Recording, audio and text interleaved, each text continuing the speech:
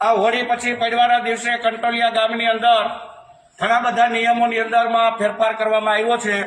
એની અંદર પહેલો નિયમ એવો છે કે રાંદલ માતાજી અને કંથા જેના ઘરે હોય એને વાળંદને કોઈ નોતરા દઈ અને હગાવાલાને તેડાવવાના નહીં અને બધાને જમણવાર પ્રથા બંધ રાખી દેવાની રહે। ત્યાર પછી પેડા ખવડાવવા માટે જે આપણે પેડાનો ઢારો હતો એ પણ આજથી બંધ કરી દેવામાં આવ્યો છે અને એની અંદરમાં પેડા વખતે જે જમણવાર હાલતો હતો એ જમણવાર આજથી બંધ કરી દેવાનું અને વાળંદ દ્વારા કહેવડાવવામાં આવશે નહીં કે પેડા ખાવા આવવાનું છે। ભાઈઓને અને પોતાના વ્યવહાર મુજબ કોઈને આમંત્રણ દેવું હોય તો પોતાની રીતે દઈ શકે, વાળંદ દ્વારા પેડા ખવડાવવાનું આમંત્રણ દેવામાં આવશે નહીં। ત્યાર પછી લગ્નની અંદર આપણે જે ડીજે વગાડવાની પ્રથા છે એ આજથી સંપૂર્ણપણે બંધ કરવાની રહેશે। એની અંદરમાં કોઈ પણ પ્રકારનો દંડ કે એવું નહીં, પણ કોઈએ આ ધારા પ્રમાણેનો પૂરેપૂરો અમલ કરી અને કોઈએ ગામની અંદરમાં ડીજે વગાડવાના નથી। એવી જ રીતે લગ્ન અને કોઈ પણ પ્રસંગની અંદરમાં જે ફટાકડા ફોડે, માત્ર લગ્ન જ નહીં, લગ્ન સિવાયના બીજા પણ શુભ પ્રસંગોની અંદરમાં જે ફટાકડા ફોડવામાં આવે એ ફટાકડા પ્રથા આજથી સંપૂર્ણપણે બંધ કરવામાં આવે છે।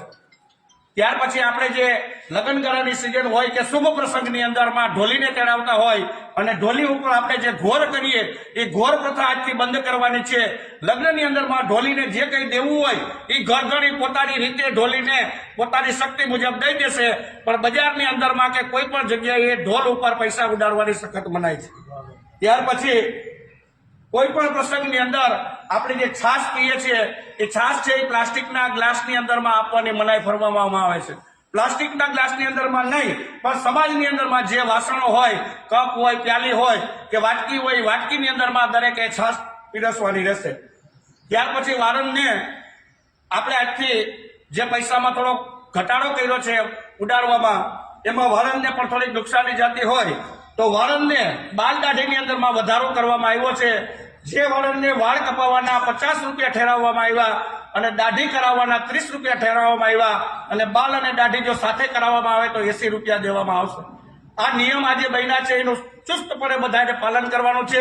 ગામની એકતા ન તૂટે, ગામની અંદરમાં કોઈ ખોટો વિખવાદ ઉભો ના થાય એટલા માટે દરેક ગ્રામજનોએ આ બધા જ નિયમોનું ચુસ્તપણે પાલન કરવું। બોલો શ્રી દ્વારિકાધીશ કી જય।